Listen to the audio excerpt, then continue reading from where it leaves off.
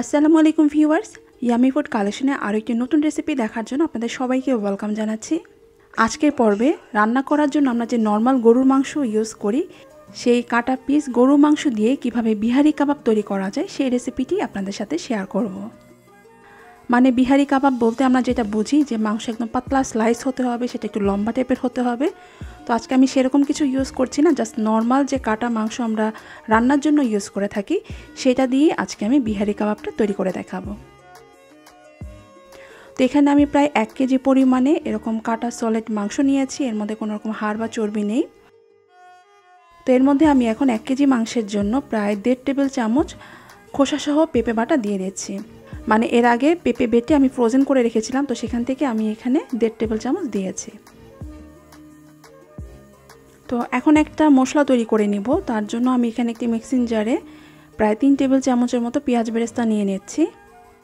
সেই সাথে নিয়েছি কিছুটা কাঁচামরিচের কুচি, আর হচ্ছে এখানে প্রায় 3 টেবিল চামচ টক দই দিয়ে তারপর আমি এটাকে ব্লেন্ড করে নিব।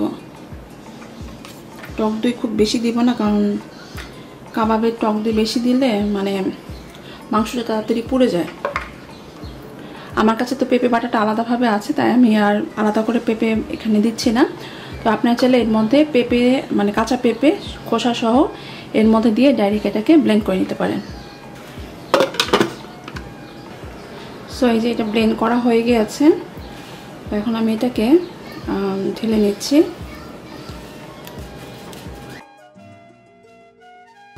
সে সাথে আমি এর মধ্যে অ্যাড করব 2 চা চামচ রসুন বাটা এবং 2 চা চামচ আদা বাটা। আর ফ্রোজেন যে পেঁপে বাটাটা নিয়েছি সেটা এখন এর সাথে দিয়ে মিক্স করে নিচ্ছি। এটা মাংসের সাথে ম্যারিনেট হতে হতে আর কি এটা গলে যাবে। সেই সাথে আমি এখানে দিব হচ্ছে গিয়ে বিহারি কাবাবের মশলা। এটা মার্কেটে যে রেডিমেড বিহারি কাবাবের মশলাটা পাওয়া যায়, আমি এখানে সেটা ইউজ করছি। আপনারা চাইলে ঘরে তৈরি মশলাও এর মধ্যে ইউজ করতে পারেন। ঘরে তৈরি মশলা দিয়ে কীভাবে কাবাব তৈরি করা যায় সেটা আমি এর আগে রেসিপি দিয়েছি, তা আলাদাভাবে আর এর মধ্যে দিচ্ছি না। আমি আজকে শর্টকাটে মানে রেডিমেড মশলা দিয়ে শর্টকাটে কীভাবে কাবাব তৈরি করা যায় সেটাই আর কি শেয়ার করছি। আবার একেবারে যে বিহারি কাবাবের মশলাই লাগবে তা না, নর্মাল কাবাবের মশলা দিয়েও এই মানে কাবাবটা আপনারা তৈরি করতে পারেন। আচ্ছা, কিছু কিছু মশলার মধ্যে হচ্ছে গিয়ে লবণ দেওয়া থাকে, কিছু কিছু মশলাতে আবার লবণ দেওয়া থাকে না। এটার মধ্যে যেমন লবণ অলরেডি দেওয়া আছে, তাই আমি এক্সট্রা অ্যাড করছি না, তবে আপনারা লবণটা বুঝে আর কি অ্যাড করবেন। এখন আমি এর মধ্যে মাংসগুলো আর কি দিয়ে এগুলো মাখিয়ে নিচ্ছি।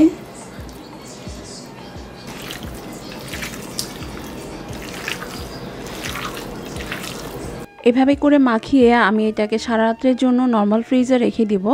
এতে করে মাংসটা খুব ভালোভাবে ম্যারিনেট হবে এবং পরে যখন এটা কাবাবটা তৈরি করতে যাব তখন খুব ইজিলি এটা সিদ্ধ হয়ে যাবে। আরও একটা বিষয় হচ্ছে কি, আমি এর মধ্যে কিন্তু এখন তেল দিচ্ছি না, কারণ তেল দিলে মশলাটা এর ভিতরে ভালোভাবে ঢুকবে না। সো তেলটা আমি দিব কালকে যখন এই কাবাবটা আর কি তৈরি করব, তো তখন আমি তেলটা ইউজ করব। তো এখন এই মাংসগুলোকে আমি একটা পাত্রের মধ্যে নিয়ে তারপর এটাকে ঢেকে নর্মাল ফ্রিজে রেখে দিচ্ছি। প্রায় 10 থেকে 12 ঘন্টা পর মাংসগুলোকে আমি এখন ফ্রিজ থেকে বের করে নিয়েছি, আর এর মধ্যে আমি এখন 2 টেবিল চামচ সরষের তেল দিয়ে তারপর এটাকে মাখিয়ে নিচ্ছি। এখন আমি যেটা করব যে এক একটা শিক নিয়ে এর মাঝখানে হচ্ছে গিয়ে ঢুকিয়ে দিব।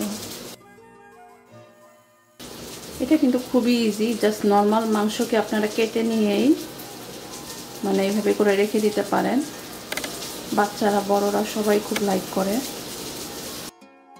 আপনাদের কাছে যদি এরকম চ্যাপ্টা টাইপের শিক না থাকে, তাহলে নর্মাল যে সাসলিকের কাঠি বা শিকগুলো পাওয়া যায় তার মধ্যেও এভাবে করে মাংস গেঁথে একই উপায় বিহারি কাবাব তৈরি করে নিতে পারবেন।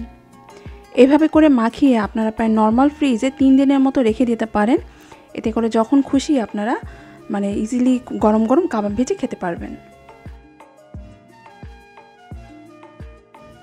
আজকের কাবাবটা আমি চুলার মধ্যে তৈরি করে দেখাবো। এর জন্য একটি তাওয়ার মধ্যে আমি 1.5 টেবিল চামচ ঘি দিয়ে দিলাম, আপনারা চাইলে সরিষার তেলও দিতে পারেন। তো এখন একে একে সেই কাবাবের শিকগুলো এর মধ্যে দিয়ে দিচ্ছি। এক একটা পাশ আমি 5 থেকে 7 মিনিটের মতো করে ভেজে নিচ্ছি। ভাজা হয়ে গেলে তারপর এগুলোকে আবার উল্টিয়ে দিচ্ছি। এভাবে করে প্রায় 20 মিনিটের মতো আমি কাবাবগুলোকে ভেজে নিয়েছি। আপনাদের সময়টা কম বা বেশিও লাগতে পারে।